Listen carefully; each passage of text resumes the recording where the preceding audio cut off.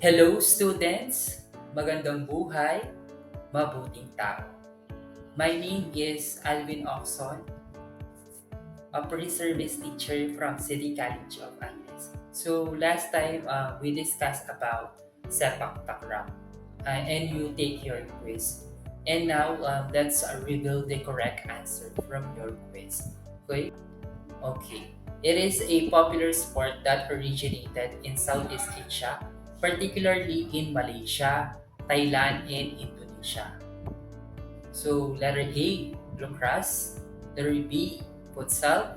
Letter C, sepak takraw. Or letter D, soccer. For letter A, it's not the correct answer because lacrosse is originated in America. And then letter B, futsal, is not also the correct answer because futsal is originated in Uruguay. And then soccer was originated in North America. So specifically, um, sepak takraw was the correct answer. Okay, number two. The exact origins of sepak takraw are not well documented, but the sport has a long history that can be traced back several centuries. It is believed to have originated in A. Jakarta, Indonesia, B. Bangkok, Thailand, C. Kuala Lumpur, Malaysia, or letter D. None of the above. So for question number two, you have um, the clue there are not well documented. So it means they don't know where it is originated in. So the correct answer is letter D, none of the above, because uh, sepak takraw is widely played in Indonesia, Thailand, and Malaysia. So it is believed to have originated in Southeast Asia in general. So rather than a city. Okay, so the answer is letter D. Number 3, Sepak Raga, which translates to blank in Malay, was played as a recreational activity and a form of entertainment in royal coast. Letter A, ball kick. B, hit ball. Letter C, kickball. Or letter D, ball hit. Okay. For letter A, binaliktad lang siya. And then letter B, it's not the correct answer because specifically means sepak kick, hindi siya hit. So, the correct answer is letter C, kickball, because sepak raga with sepak meaning kick, and then raga which means ball. So, letter D hindi rin siya. So, the correct answer is letter C, kickball. Okay? Question number 4. When was the International Sepak Takraw Federation, or also known as ISTA, established to govern the sport and promote its development globally? Letter A, 1945, B, 1955, C, 1965, or letter D, 1990. So the correct answer is letter C, 1965. How about question number 5? Sepak takraw gained recognition in sports and first appeared as a demonstration sport in the Asian Games in which year? A. 1990, B. 1995, letter C. 1980, or letter D. 1985. So the correct answer is 1990. So let's now move on to question number 6. It is traditional used in sepak takraw as a ball and is spherical made from synthetic fiber and one movement layer. Letter A, rubber ball. B, nylon ball. C, rattan ball. Or letter D, none of the above. So, rubber ball or rubber or nylon are not right because they are not the usual materials for sepak takraw. So, it is stated from the statement, first statement, traditional. So, ibig sabihin, ito yung dating ginagamit. So, basically, yung dating ginagamit sa sepak takraw is gawa siya sa rattan. So it's letter C, rattan ball. Because rattan ball is they are light, they are strong and give the right bounce and control in playing sepak takraw. Okay? Rattan ball. Number 7. The net should be made from cord or nylon with mesh size of 0.6 to 0.8 meters. It should be 0.7 meter in width and span the width of the cord. The height from the floor to the top of the net should be 1.52 for men and blank for women. So letter A 1.32 meters, B 1.42 meters, C 1.62 meters, or letter D 1.72 meters. So the correct answer is letter B 1.42 for women. How about question number 8?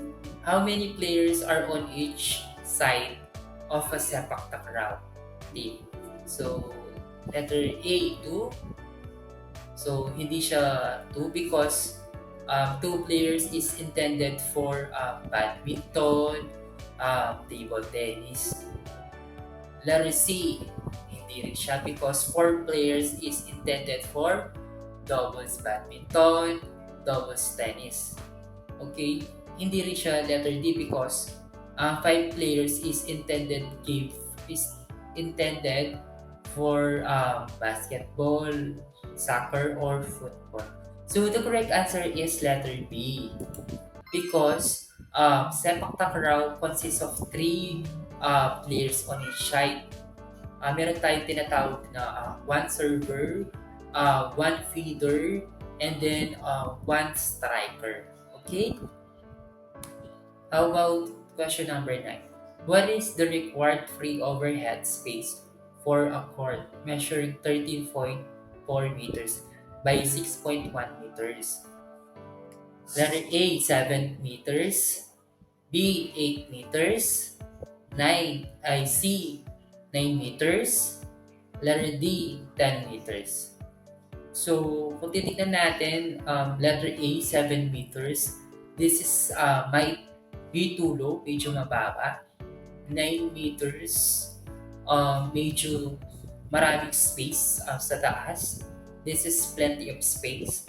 10 meters, this is too high, medyo mataas na siya. So, the correct answer is letter B, 8 meters.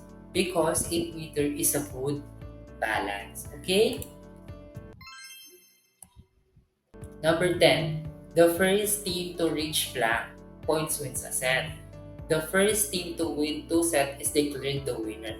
So, you know that in sepak takraw, you need to reach 21 points to win the game, and you will declare winner once you win 2 sets. Okay? How about question number 11? After the service, the teams must pass the ball between each other using any part of their body except for their hands. Is it true or false? The correct answer is true because sepak takraw are not allowed in using our hands, and for you to maintain the traditional and cultural aspect of the sports. Okay, question number 12. Okay, for question number 12, each team is allowed a maximum of 2 touches of the ball to return it back over the net without letting it touch the ground. So, is it true or false? Okay, the correct answer is false because each team is allowed a maximum of 3 touches of the ball to return it back over the net without letting it touch the ground in sepak takraw. Okay?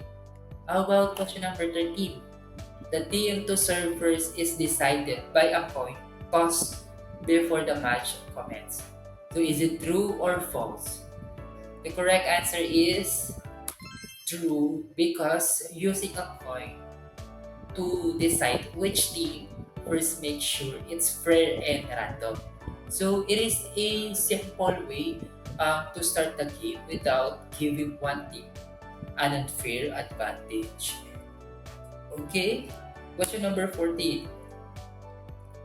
The first team to reach 21 points wins a set.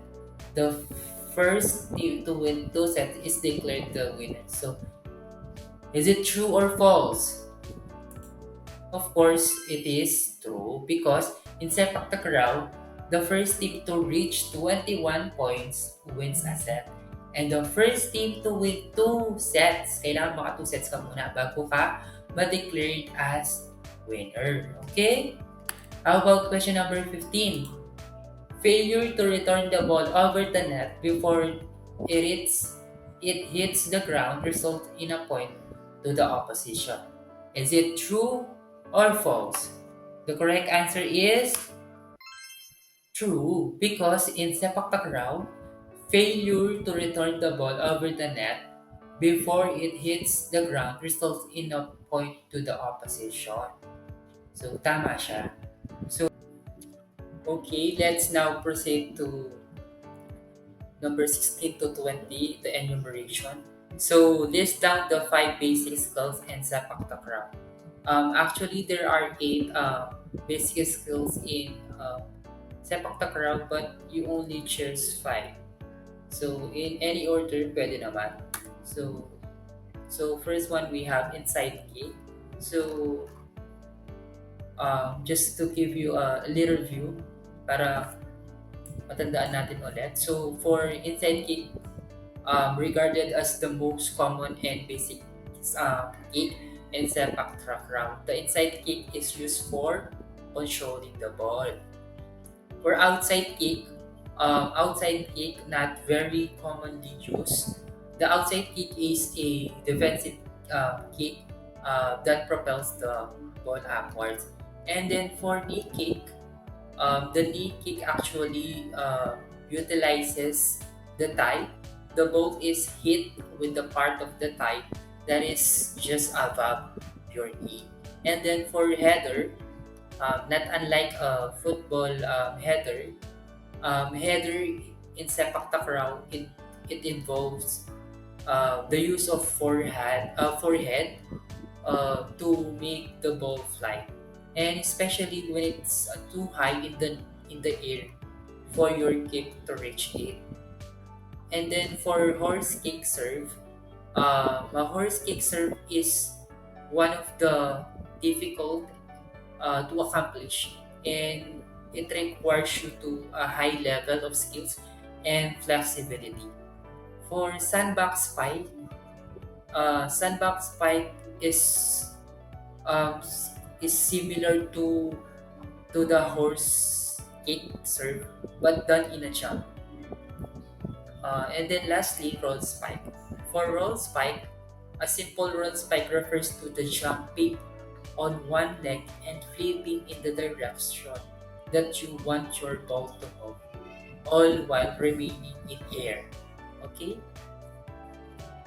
So for answers keys 1 to 15, once again, 1C, 2D, 3C, 4C, 5A, 6C, 7B, 8B, 9B, 10C, 11 true, 12 false, 13 true, 14 true, and 15 true.